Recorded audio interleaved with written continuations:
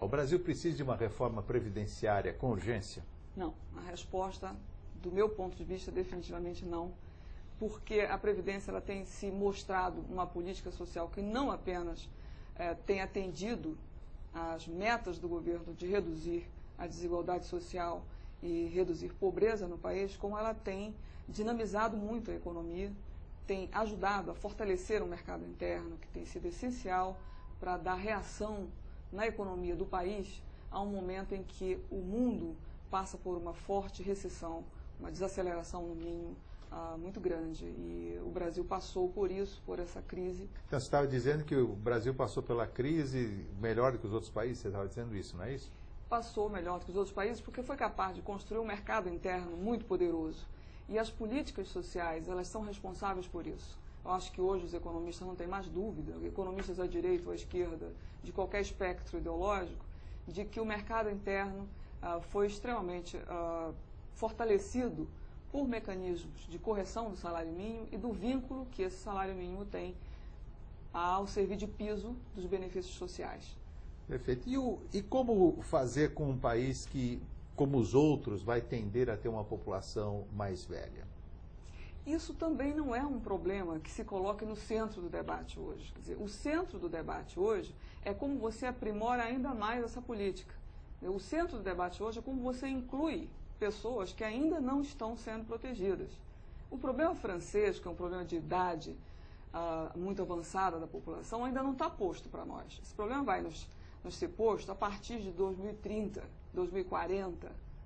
Nesse instante, a gente tem que absorver a política social como um mecanismo que é extremamente dinâmico da economia e que está balizando os níveis de emprego, os patamares salariais, o patamar de renda da economia. É isso que a política social está fazendo hoje. Seria incluir mais gente no sistema? Incluir mais gente. Políticas inclusivas são hoje muito mais importantes do que você pensar, por exemplo, numa redução de idade no futuro. E como você vê a distorção que deve existir, no seu entender, entre a aposentadoria do setor público e a do setor privado? São dois sistemas completamente diferentes, não é? O sistema de previdência dos funcionários públicos, ele é uma relação de trabalho entre o Estado e os funcionários públicos. E os funcionários públicos recolhem muito mais, né, sobre o seu salário integral para contribuir para essa previdência social. É preciso que se diga que esse sistema ele é autossustentável, né? Há uma parcela de receitas específicas para ele e o Estado também tem a sua parcela de empregador. Quando você põe a parcela do empregador do Estado e a parcela de contribuição dos funcionários públicos, esse sistema se mostra autossustentável. O problema é que esse cálculo não é feito da forma usualmente correta. Você coloca só a contribuição dos funcionários públicos e uma parcela do empregador, que é o Estado. Aí dá em déficit, tá certo? É uma visão distorcida, da mesma forma como é distorcida a visão de déficit do regime próprio de previdência, do regime geral de previdência. O Brasil não tem um déficit grande na previdência? Não, de jeito algum. Não é? Para quem raciocina com base nos princípios da Constituição Federal, e é ela que nos rege, com base nos princípios da Constituição Federal, nós temos um sistema superavitário, e isso não sou apenas eu, né, mas os próprios fiscais da Receita Federal do Brasil já inúmeras vezes divulgaram trabalhos mostrando que nós temos um sistema que é superavitário e que neste ano de 2009 foi um ano de crise, gerou 32 bilhões de reais de superávit. No ano de 2008, que foi um ano muito melhor, de crescimento de 5,1% do PIB, o superávit chegou a 63 bilhões de reais. Isso porque você está colocando na conta duas contribuições que não são diretamente de previdência. Eu estou colocando na conta contribuições que pertencem ao sistema de seguridade social da mesma forma que estabeleceu a Constituição Federal. A Previdência, ela é parte do sistema. A contribuição social sobre o lucro líquido e a contribuição para o financiamento da Seguridade Social, que é a COFINS. Fora isso, tem também o PIS/PASEP.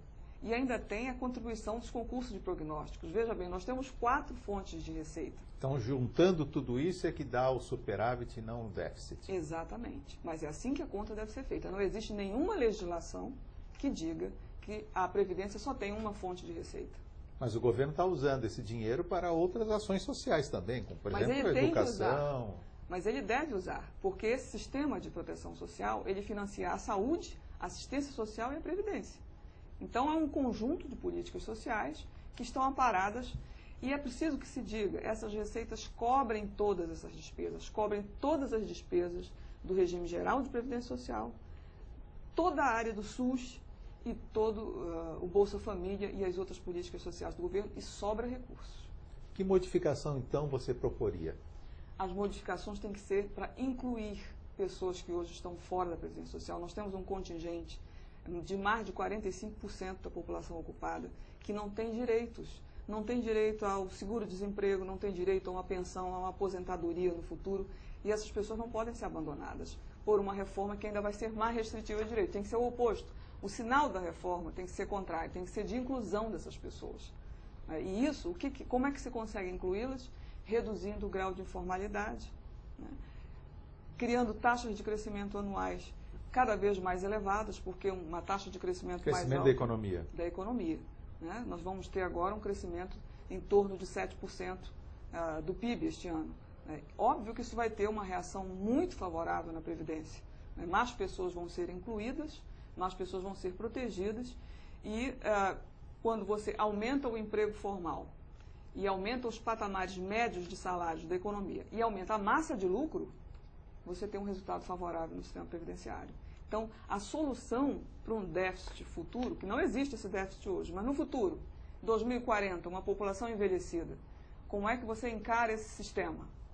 Fazendo com que a nossa economia cresça a taxas altas, gere empregos formais em taxas altas. Quer dizer, a saída, na verdade, é uma saída econômica. Ela não é uma saída demográfica, né? Nós não temos um determinismo demográfico. Nós temos nas mãos um problema econômico para resolver. E se resolve com uma boa política macroeconômica. Uma política que diminua o desemprego a patamares mínimos, né? Que inclua trabalhadores no mercado formal, que gere salários médios cada vez mais elevados, porque aí você vai ter uma massa de arrecadação muito grande, que vai dinamizar a economia, proporcionar taxas de lucros cada vez maiores, e isso sempre lembrando que a Previdência não é um gasto financiado apenas pelos trabalhadores. A massa de lucros e o faturamento também financia a Previdência, porque senão você joga o peso sobre os trabalhadores ativos unicamente. E qual é o papel do volume de pensões para aposentados dentro de uma economia como a brasileira? 7% do PIB. 7% do PIB é esse gasto com pensões e aposentadorias, que não é um gasto. Repare que quando essa renda chega nas mãos das pessoas, ela se transforma imediatamente em consumo. Vai pagar o gás, a luz, a padaria, a farmácia, vai pagar a passagem de ônibus, vai comprar alimentos, comprar vestuário, quer dizer, vai voltar imediatamente para a sociedade. Né? Não é um fardo, ao contrário, isso vai voltar, vai girar na economia, vai estimular maior produção, maior geração de emprego, maior renda, cria um círculo virtuoso que faz a economia crescer. Esse é o segredo do crescimento da economia brasileira atualmente. São as políticas sociais que o país está desenvolvendo. Então, o que está diante de nós é o oposto do que está diante da Europa. Né? E a Europa está reagindo de uma forma conservadora, está negando o seu passado. Né? O passado de proteger, de criar uma sociedade solidária. O peso da aposentadoria não pode recair em cima do indivíduo. Ela tem que ser uma responsabilidade de toda a sociedade. Tem que ser uma responsabilidade do Estado, em que os jovens protegem os velhos, os saudáveis protegem os doentes, os aptos protegem os inaptos, os válidos protegem os inválidos. Essa é a sociedade solidária que a gente tem que construir. E isso envolve um certo gasto do governo, que é alavancador da economia. Quer dizer, é tudo de bom. Nós temos que pensar na velhice como uma conquista da sociedade. Né? Foi algo que a sociedade almejou, que ela desejou. Investimos em pesquisas científicas, investimos no avanço da educação, no acesso à informação, no saneamento básico. Isso gerou uma longevidade. Ora, essa é a nossa vitória, a nossa conquista.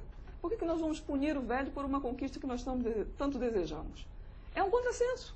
Quer dizer, há muitas outras soluções a serem tomadas no campo socioeconômico, né, que podem, evidentemente, contornar toda essa situação, que é uma situação de grande valor para nós. Né? Foi uma vitória. E por que nós vamos lançar mão de medidas que são punitivas do idoso? Se nós quisermos ficar velhos, não faz sentido.